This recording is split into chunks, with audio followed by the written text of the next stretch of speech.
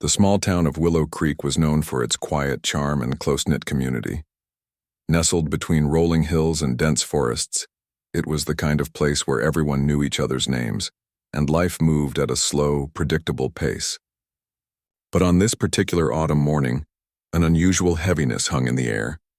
The sky above was overcast, painted in shades of gray, as if nature itself mourned alongside the people gathered at St. Mary's Church.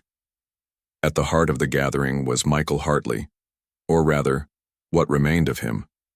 Michael had been a pillar of the community, a man whose warm smile and steady hands had left their mark on nearly every home in Willow Creek. He was a carpenter by trade, but more than that, he was a friend, a neighbor, and a family man who always went out of his way to help others. Whether it was fixing a broken chair or building a new porch, Michael did his work with care and pride. His sudden passing had come as a shock to everyone, leaving behind a void that felt impossible to fill. Inside the church, the atmosphere was heavy with grief. Rows of pews were filled with familiar faces, all dressed in somber tones of black and gray. Friends, neighbors, and even strangers who had heard of Michael's kindness came to pay their respects. At the front of the church stood his casket, polished wood gleaming under soft light. It was surrounded by bouquets of flowers, roses, lilies, and daisies, each one carefully chosen to honor his memory. Framed photographs rested atop the casket, capturing moments of joy. Michael laughing with his wife Sarah, teaching his young daughter Emily how to ride a bike and standing proudly beside a freshly built cabinet. Sarah Hartley sat in the front pew, her face pale and drawn. She clutched her daughter Emily's hand tightly, as if afraid to let go. Emily, just 10 years old, looked up at her mother with wide, tear-filled eyes. Neither of them could believe that Michael was gone. For weeks, they had hoped against hope that there might be some mistake, some explanation that would bring him back. But now, faced with the reality of his casket and the murmurs of condolences around them, denial gave way to raw sorrow. Behind them, whispers rippled through the congregation. People spoke in hushed tones, sharing memories of Michael and speculating about the circumstances of his death. No one really knew what had happened. All they had been told was that Michael had suffered a tragic accident while hiking in the woods outside town. The details were vague, almost too vague, but no one dared to ask questions. In a small town like Willow Creek, privacy was sacred, especially in times of grief. The priest stood at the pulpit, adjusting his robes as he prepared to begin the eulogy. His voice, when it finally broke the silence, was gentle yet firm. "We are here today," he began, "to celebrate the life of Michael Hartley, a man whose presence brought warmth and light to all who knew him." As he spoke, the congregation listened intently, nodding along as memories of Michael flooded their minds. Some wiped away tears, others bowed their heads in silent prayer. But just as the priest reached the part of his speech where he described Michael's generosity and unwavering spirit, a faint sound interrupted the solemnity of the moment. At first it was barely noticeable, a soft creak followed by the echo of footsteps. Many assumed it was latecomers entering the church quietly, trying not to disturb the service. After all, funerals often attracted visitors who arrived after the ceremony had begun. But as the footsteps grew louder, curiosity turned to confusion. Heads turned toward the back of the church, searching for the source of the noise. What they saw next sent a collective shiver down everyone's spines. Standing in the doorway, silhouetted against the dim light streaming through the stained glass windows, was a figure. His clothes were worn and dirty, his hair unkempt, and his face shadowed by exhaustion. For a moment, no one moved or spoke. The only sound was the rhythmic tapping of his shoes against the cold stone floor as he took a hesitant step forward. Then, in a voice rough with emotion, the stranger said something that froze everyone in place. "Stop this," he rasped, his words cutting through the stunned silence like a blade. "I'm not dead." For several long seconds, the room remained utterly still. Then chaos erupted. Gasps filled the air as people leapt to their feet, pointing and shouting in disbelief. Some pressed their hands to their mouths, struggling to process what they were hearing. Others exchanged frantic glances, unsure whether to laugh, cry, or run. Sarah, still holding Emily's hand, felt her legs give out beneath her. She collapsed into the arms of her brother Mark, who had been sitting beside her. Her mind raced, torn between hope and fear. Could it really be Michael? Or was this some cruel prank designed to mock their pain? Meanwhile, the stranger continued to walk forward, his gaze fixed on the casket at the front of the church. His movements were deliberate, almost mechanical, as if every step required immense effort. Despite his ragged appearance, there was something undeniably familiar about him. The shape of his jaw, the curve of his nose, the way his eyes scanned the room with a mixture of desperation and determination. As he drew closer, the murmurs of disbelief grew louder. "It can't be him," someone whispered. "They said he died weeks ago." Another voice chimed in, trembling with uncertainty. "But he looks just like Michael."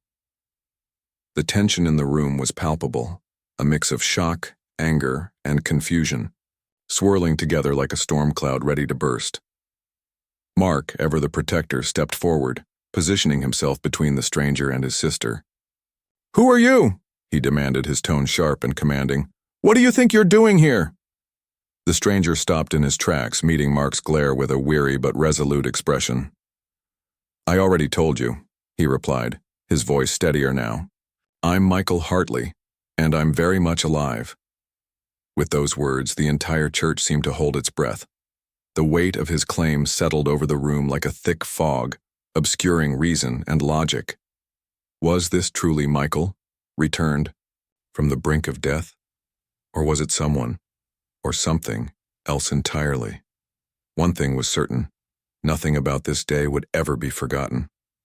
The room erupted into chaos as the stranger's words echoed through the church. "I'm Michael Hartley," he repeated, his voice hoarse but firm. The congregation was in complete disarray. Some people gasped, others shouted, and a few even clapped their hands to their mouths in disbelief. It was as if the very air had been sucked out of the room, leaving everyone breathless and stunned. For several moments, no one moved. Then, like a wave crashing against the shore, the murmurs turned into loud exclamations. Sarah Hartley, still cradled in her brother Mark's arms, felt her heart race. Was this really happening? Could it be true that her husband, the man she had buried or thought she had buried, was standing right there in front of her? Her mind raced with conflicting emotions. Hope, fear, anger, and confusion all swirled together. She wanted to believe him, but how could she trust what she was seeing? The weight of it all became too much, and Sarah fainted, her head falling limply onto Mark's shoulder. Emily, clutching her mother's hand tightly, began to cry, her small frame trembling as she looked up at the stranger who claimed to be her father. Mark didn't waste any time. He gently laid Sarah down on one of the pews, ensuring she was safe, before turning his attention back to the man who had caused such an uproar. His protective instincts kicked in immediately. This wasn't just about Sarah or Emily. It was about protecting the family from further pain. If this man was lying, Mark would make sure he paid for it. But if he was telling the truth, well, Mark couldn't even begin to process that possibility yet. "Who are you?" Mark demanded again, stepping closer to the stranger. His tone was sharp, almost accusatory, as he glared at the man who stood only a few feet away. "What do you think you're doing here? How dare you barge into this funeral and claim to be someone who's supposed to be dead?" The stranger didn't flinch. Instead, he met Mark's gaze with a look of weary determination. His eyes were red-rimmed, his face unshaven, and his clothes tattered. But there was something unmistakable about him, something familiar. "I already told you," he said, his voice steady despite the commotion around him. "I'm Michael Hartley. I don't know why everyone thinks I'm dead, but I'm not, and I need answers." His words sent another ripple of shock through the crowd. Some people started whispering among themselves, debating whether this could actually be Michael. Others stared at him wide-eyed, unsure of what to think. A few even began edging toward the exits, overwhelmed by the surreal scene unfolding before them. One elderly woman crossed herself repeatedly, muttering prayers under her breath, while a young man pulled out his phone to record the moment. The priest, who had been frozen in place since the interruption, finally found his voice. Stepping forward, he raised his hands in an attempt to calm the growing hysteria. "Please, everyone," he urged, his voice trembling slightly. "Let's try to remain calm. We need to understand what's going on here." But his plea fell on deaf ears. The noise level continued to rise, and it seemed impossible to restore order. Realizing that things were spiraling out of control, Mark decided to take charge. Turning to the priest, he said, "Father, maybe we should move this discussion somewhere more private. Let's get to the bottom of this without causing a scene." The priest nodded quickly, clearly relieved to have some direction. Together, they gestured for the stranger to follow them into a side room adjacent to the main hall. Reluctantly, the congregation quieted down enough to let them pass, though dozens of curious eyes followed every step. As they entered the small, dimly lit room, the tension remained thick. Mark closed the door behind them, muffling the sounds of murmured conversations from outside. The priest took a seat at a small wooden table, gesturing for the stranger to do the same. Mark, however, remained standing, his arms crossed over his chest, his posture rigid and defensive. He wasn't about to let his guard down until he knew exactly who or what he was dealing with. "All right," Mark said, his voice low but commanding. "Start talking. Who are you, and why are you claiming to be Michael Hartley?" The stranger sighed heavily, running a hand through his unkempt hair. For the first time, he looked truly exhausted, as though the effort of walking into the church and making his declaration had drained the last of his energy. "My name is Michael Hartley," he began slowly. "I live or lived in Willow Creek. I'm married to Sarah, and I have a daughter named Emily. I own a carpentry business downtown. Does that sound like the Michael Hartley you know?" Mark hesitated. Everything the man said matched up perfectly with what he knew about Michael. Still, it wasn't enough to convince him. "That's not proof," he shot back. "Anyone could have learned those details. Why should we believe you?" The stranger leaned forward, resting his elbows on the table. His expression was earnest, almost pleading. "Because I remember everything," he said. "I remember building our house with my own hands. I remember teaching Emily how to ride her bike last summer. I remember arguing with Sarah over whose turn it was to do the dishes. These aren't things you can fake." For a brief moment, Mark considered the possibility that this man might actually be telling the truth, but then doubt crept back in. "If you're really Michael," he countered, "then explain this. We held a funeral for you. Your body was identified. People saw your casket. How do you explain that?" At this, the stranger's face darkened. His jaw clenched and his hands balled into fists. "I don't know," he admitted. "All I know is that I was hiking in the woods outside town a few months ago when something happened. I don't remember much after that. I woke up days later in some kind of shed, tied up and blindfolded. There were men there, voices, but I never saw their faces.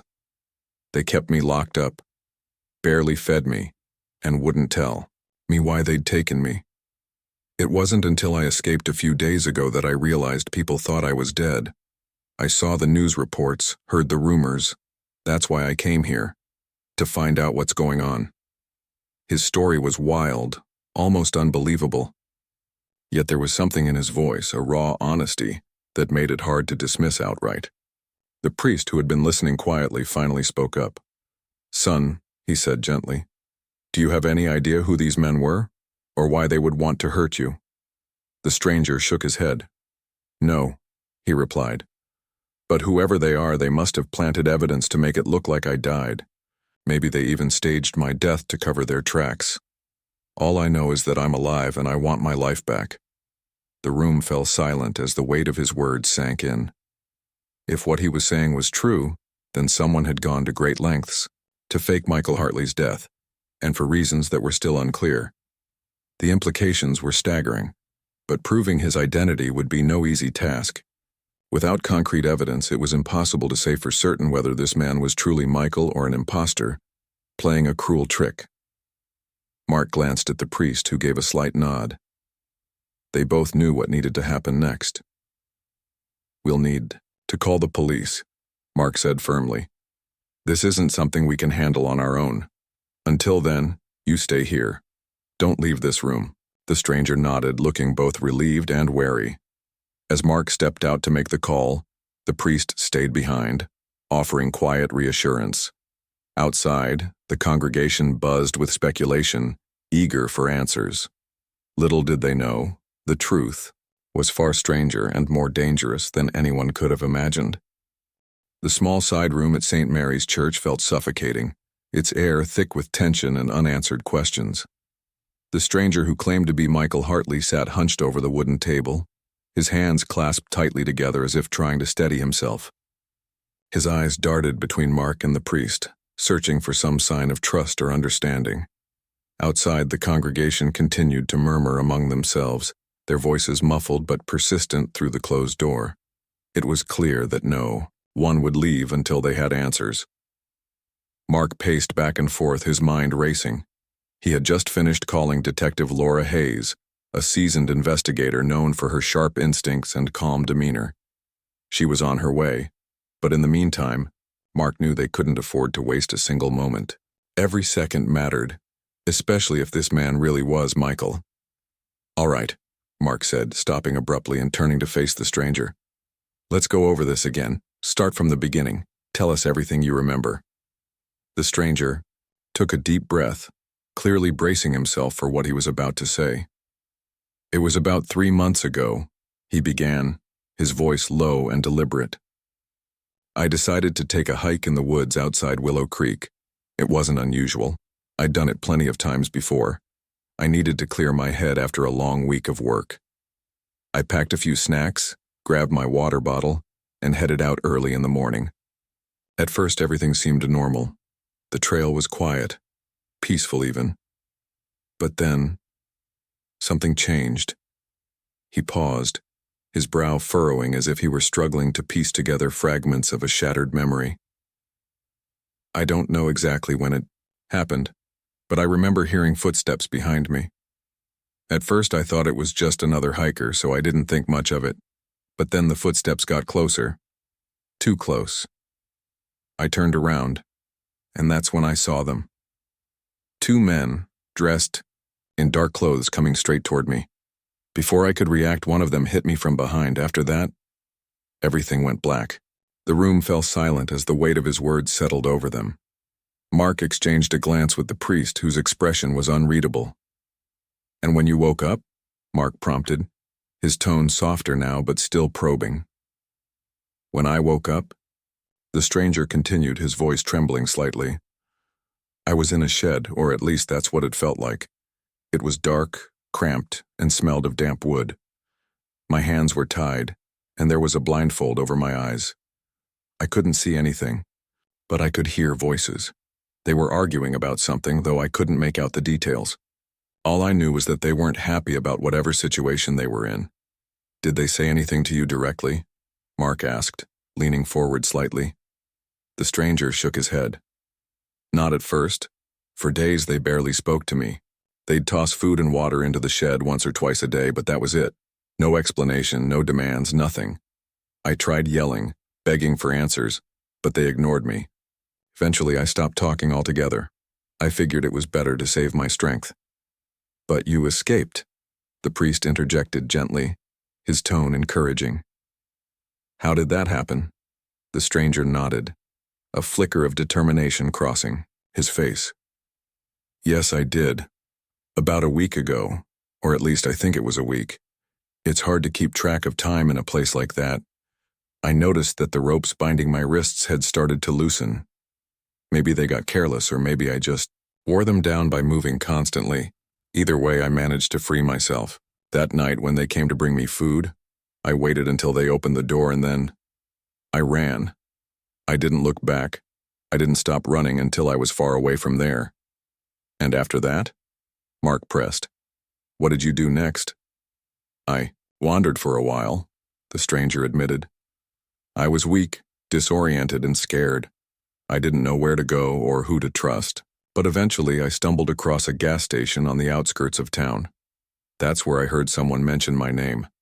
At first I thought I was imagining things, But then I saw a newspaper lying on the counter.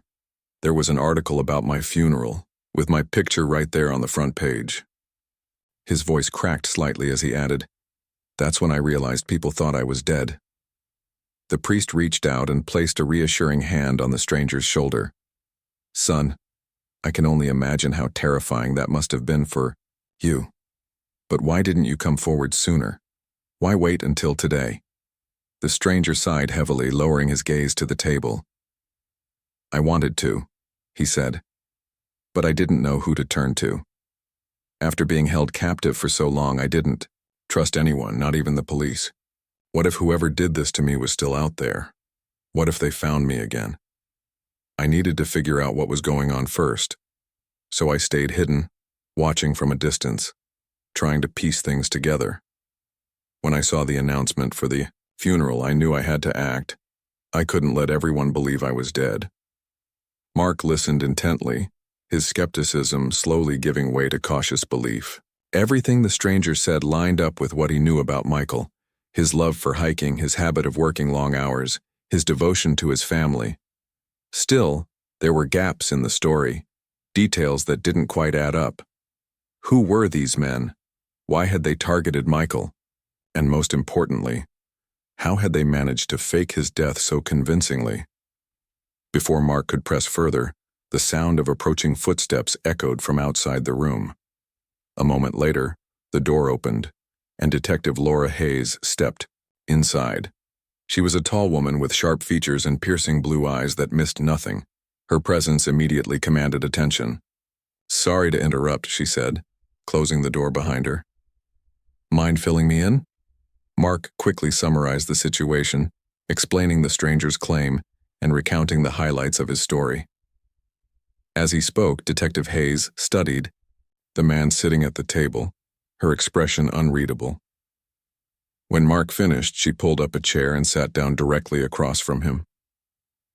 "All right," she said, her voice calm but firm. "Let's start from the top. Who are you, and why should we believe you're Michael Hartley?" The stranger repeated his story, this time addressing Detective Hayes directly. As he spoke, she listened carefully, occasionally jotting down notes in a small notebook. Unlike Mark and the priest, she didn't interrupt or challenge him.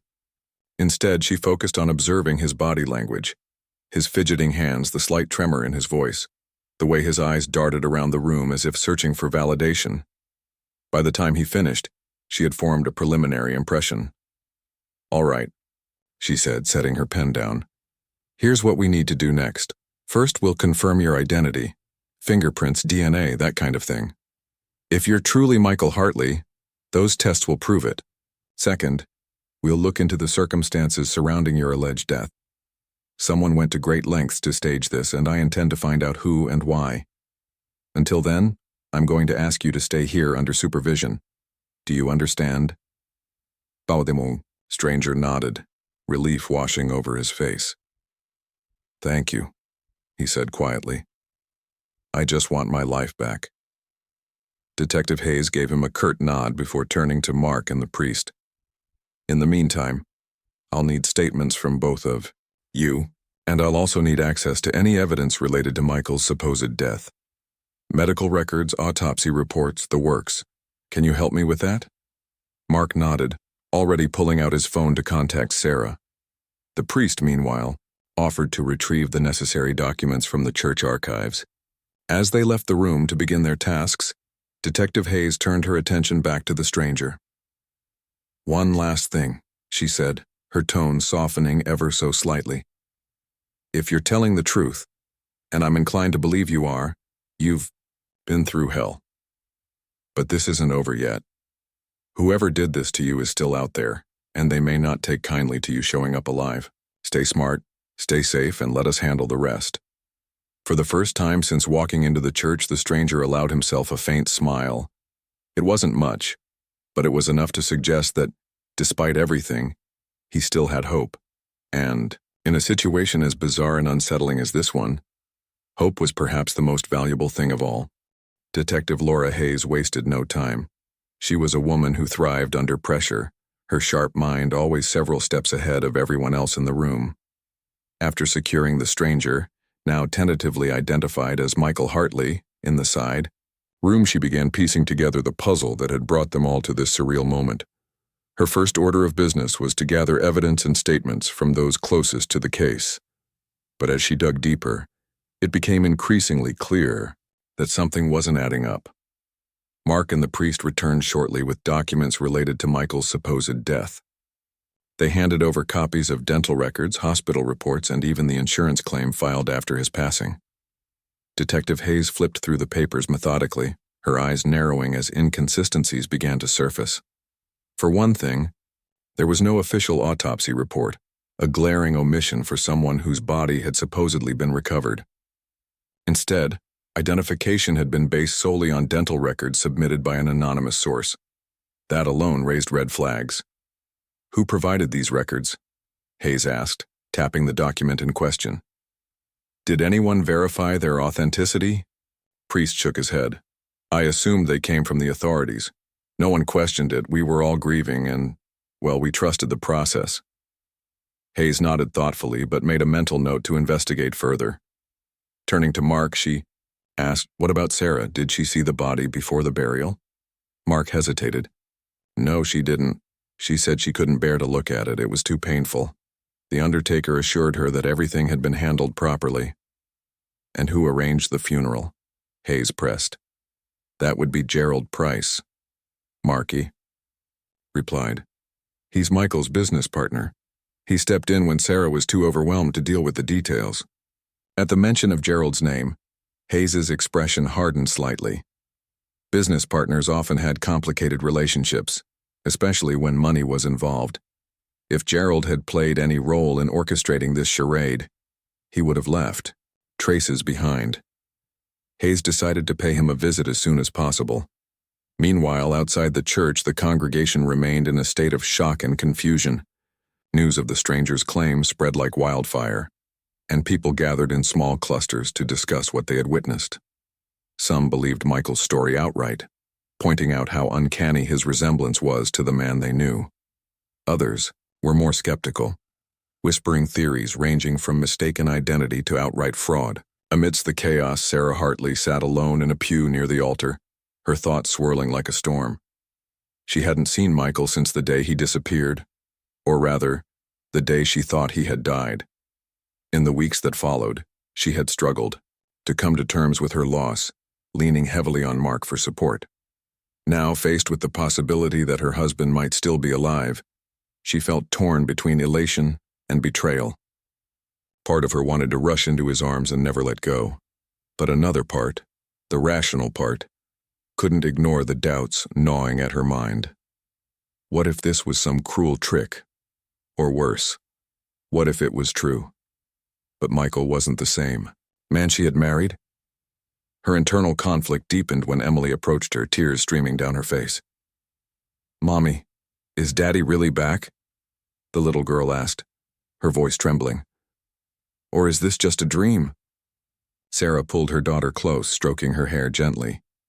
"I don't know yet, sweetheart," she admitted, "but we'll find out soon, I promise." Emily buried her face in her mother's shoulder, sobbing quietly. Watching them, Mark felt a pang of guilt.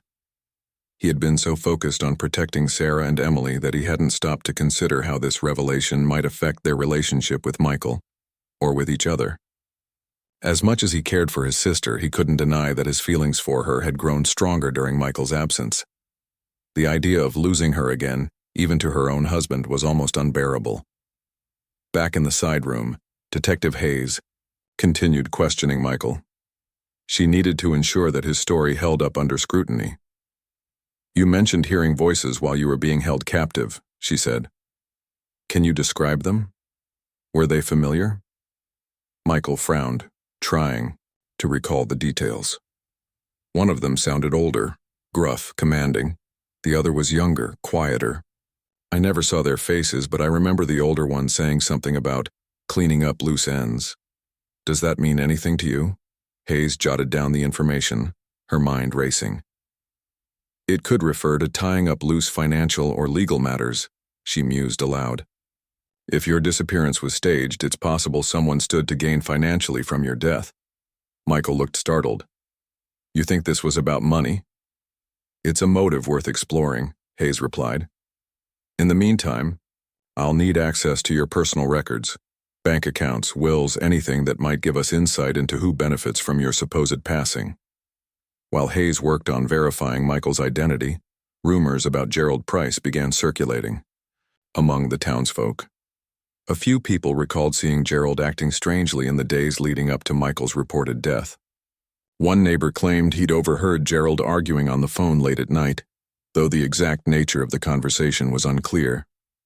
Another mentioned spotting him near the edge of the woods where Michael had gone hiking, a location far removed from anywhere Gerald typically frequented. These tidbits of information reached Hayes quickly, thanks to the tight-knit nature of Willow Creek. By late afternoon, she arrived at Gerald's home, a modest brick house tucked away on the outskirts of town. When she knocked on the door, Gerald answered almost immediately, his face pale and drawn.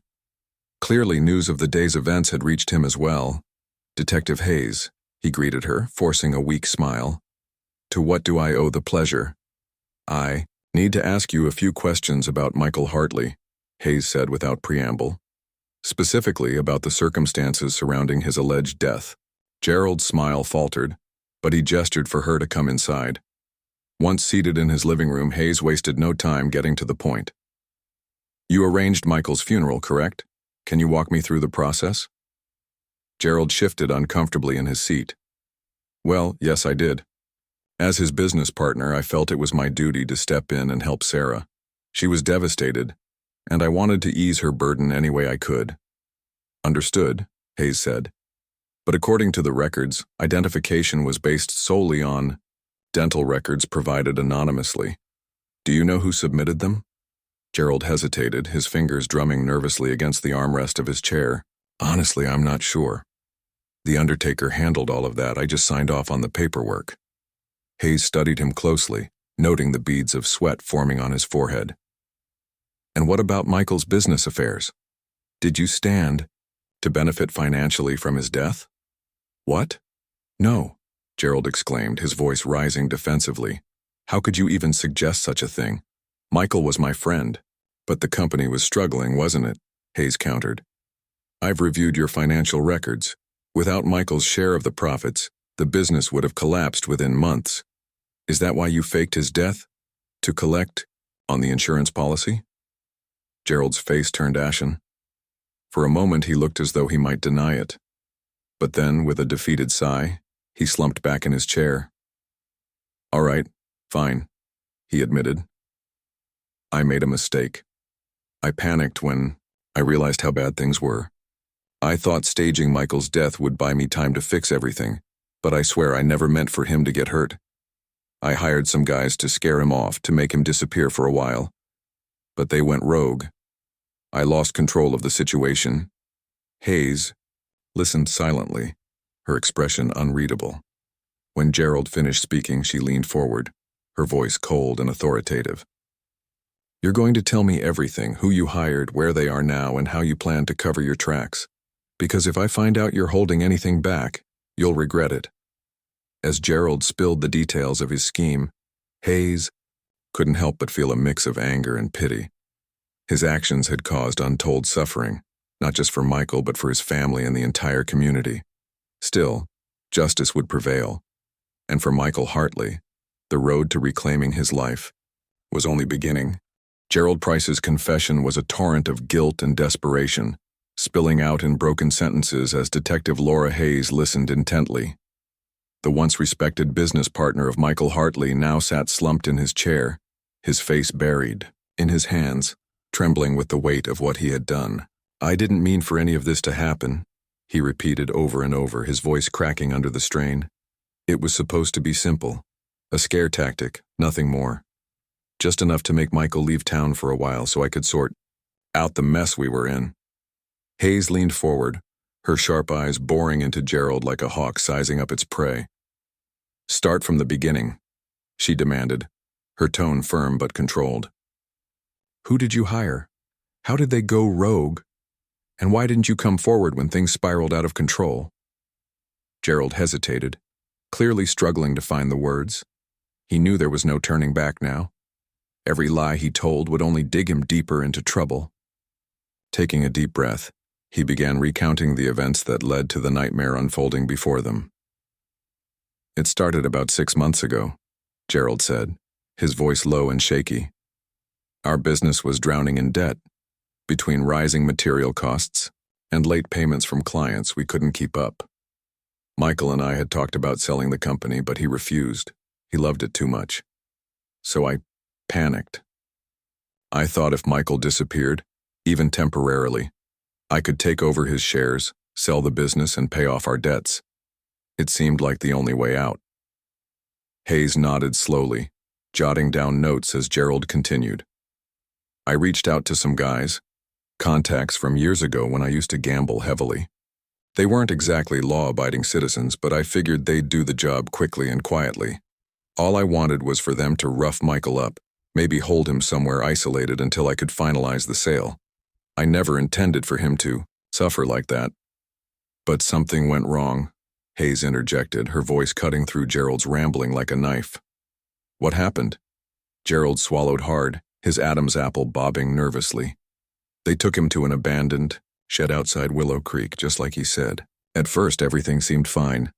They called me to confirm they had him, and I told them to wait for further instructions.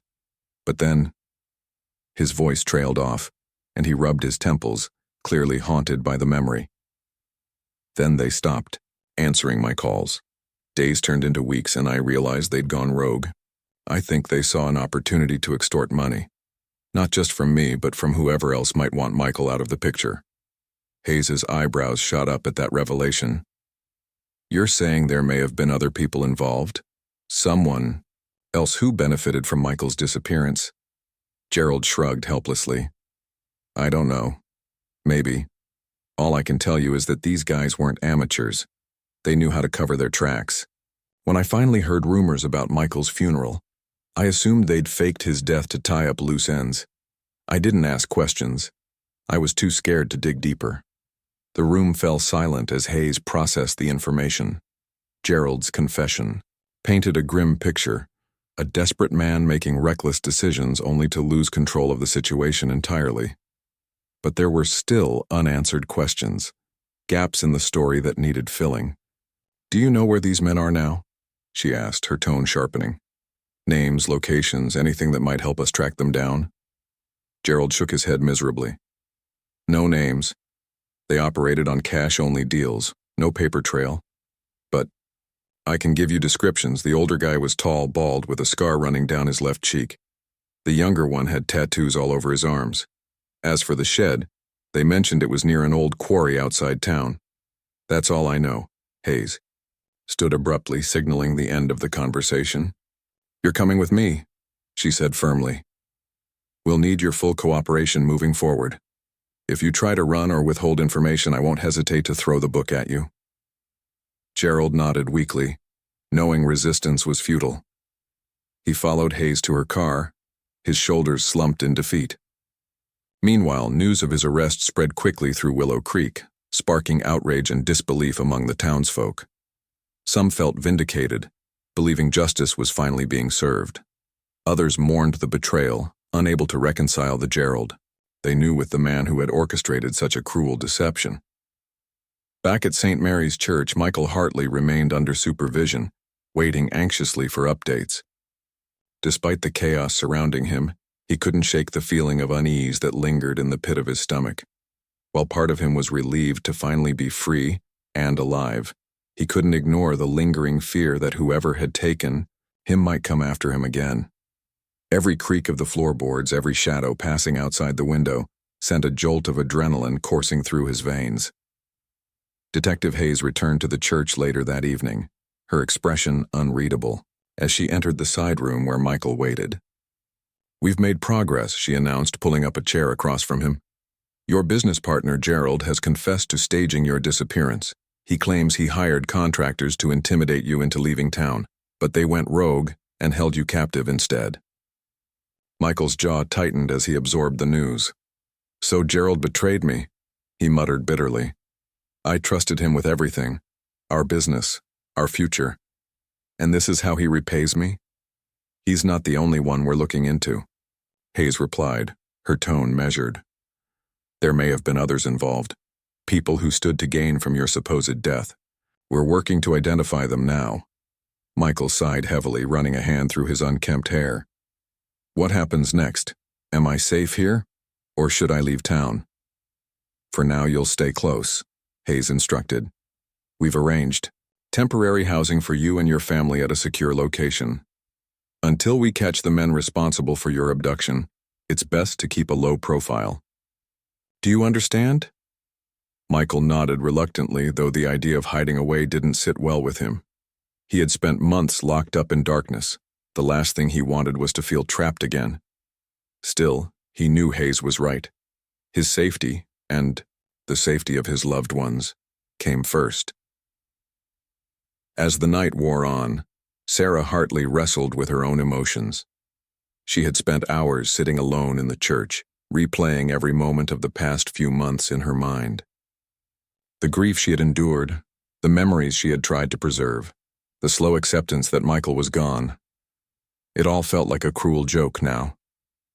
Yet amidst the anger and confusion, there was also relief. Relief that the man she loved was alive. Relief that she hadn't truly lost him. But Sarah wasn't naive. She knew rebuilding their relationship wouldn't be easy. Too much had changed during Michael's absence. Her bond with Mark had grown stronger than ever, and the guilt gnawing at her conscience was almost unbearable. Could she really go back to the life she had before? Did she even want to? When Hayes approached her later that evening, Sarah looked up with tear-streaked cheeks. "Is it really him?" she asked softly, her voice barely above a whisper. "Is he really Michael?" "He is," Hayes confirmed, her tone gentle yet firm. "DNA tests matched, fingerprints too, there's no doubt about it, he's your husband." Sarah let out a shaky breath, tears streaming down her face. "I don't know what to do," she admitted. "I'm happy he's alive, but everything's different now. I don't know how to fix it." "You don't have to figure it out tonight," Hayes reassured her. "Take it one step at a time. Focus on getting through each day. You've already been through so much. You deserve a chance to heal." With those words, Sarah allowed herself a small measure of hope. The road ahead would be long and difficult, but for the first time in months, she felt like she had something worth fighting for, and as she prepared to reunite with Michael, she vowed to rebuild what had been broken, not just for herself, but for their daughter, Emily, who deserved a complete family more than anyone. In the days that followed, Willow Creek buzzed with activity as detectives worked tirelessly to track down the men responsible for Michael's abduction. Leads poured in from across the region, and soon, arrests were made. Justice, though delayed, was finally within reach. For Michael and his Godoy family, the nightmare was far from over. But for the first time in a long time, they dared to dream of brighter days ahead. The days that followed Gerald Price's arrest were a whirlwind of activity in Willow Creek. News of the scandal spread far beyond the small town, drawing attention from regional media outlets and curious onlookers eager to catch a glimpse of the man who had risen from the dead, or rather the man everyone thought was dead. For Michael Hartley, however, the chaos outside was a distant hum compared to the storm raging within him. His body may have been free, but his mind remained tethered to the horrors he had endured during those long months of captivity. At first, adjusting to life outside the shed felt surreal. Everything seemed brighter, louder, more vivid than he remembered. The smell of fresh air, the warmth of sunlight on his skin, the sound of birds chirping in the trees, it all felt like a dream he feared would shatter at any moment. But as the initial shock wore off, reality set in. He wasn't just reclaiming his freedom, he was rebuilding his identity. And that meant confronting not only his own trauma but also the fractured relationships waiting for him back home. Sarah and Emily were moved to the secure location arranged by Detective Hayes, a cozy cabin nestled deep in the woods, far enough from prying eyes to ensure their safety, yet close enough to town for convenience. When Michael arrived, his heart raced with anticipation. This was the moment he had dreamed of during his darkest hours. The chance to hold his wife and daughter again, to tell them he was alive, to promise them that things would get better. But as he stepped inside and saw Sarah standing there, her face pale and uncertain, he realized how much had changed. "Michael," she whispered, her voice trembling as tears welled up in her eyes. She wanted to run to him, to throw her arms around him and never let go. But something held her back. An invisible wall built brick by brick over the months she had spent grieving his loss. Instead, she stood frozen, unsure of what to say, or, to Emily, on the other hand, needed no encouragement. The little girl launched herself into her father's arms, sobbing uncontrollably as she clung to him. "Daddy, you came back," she cried, her tiny hands gripping his shirt tightly. "I missed you so much." Michael hugged her fiercely, blinking back tears of his own. "I missed you too, sweetheart," he murmured, kissing the top of her head. "More than you'll ever know." Watching the reunion, Sarah felt a pang of guilt mixed with relief. Seeing Michael embrace Emily reminded her of everything they had lost, and everything they still had to gain. Slowly, hesitantly, she approached, him reaching out to touch his arm. "Is it really you?"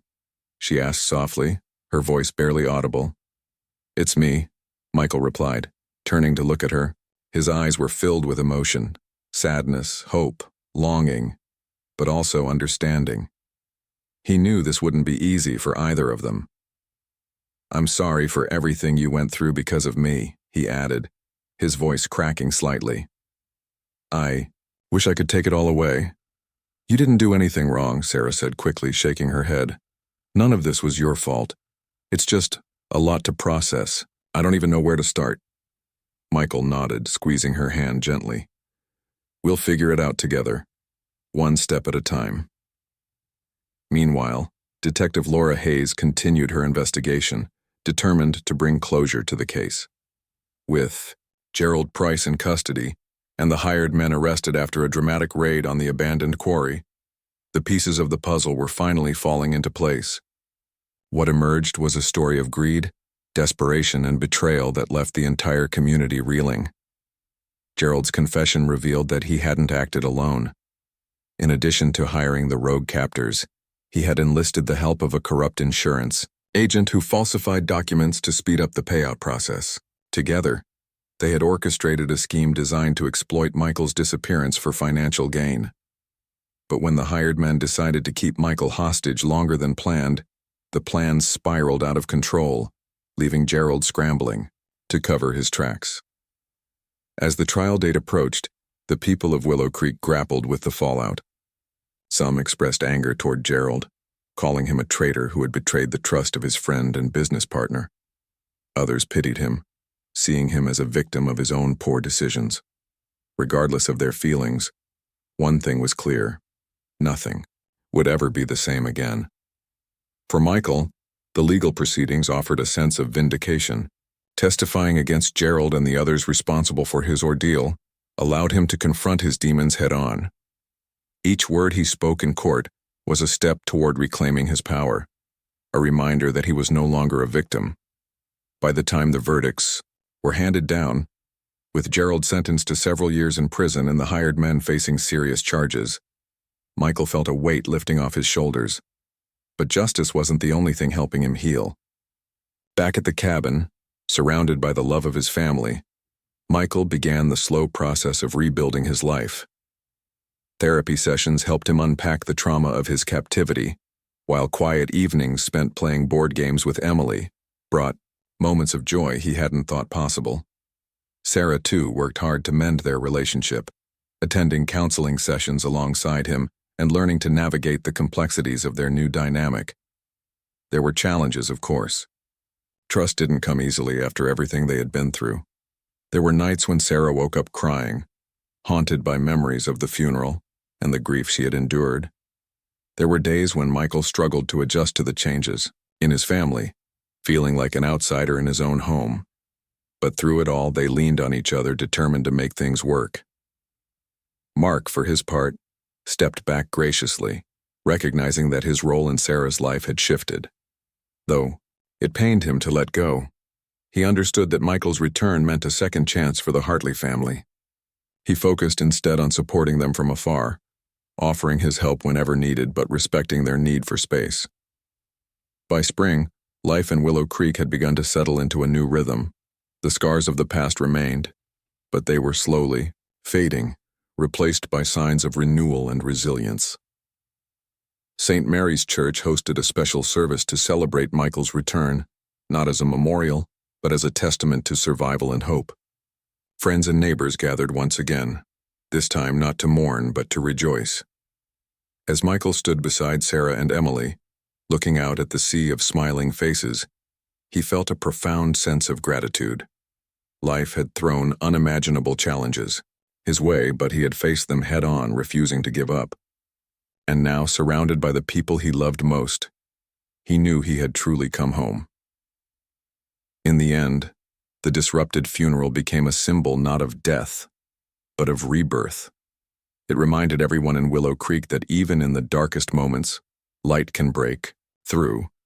For Michael Hartley and his family, the road ahead would always carry echoes of the past, but it was a road paved with hope, forgiveness, and the unshakable belief that love could conquer all.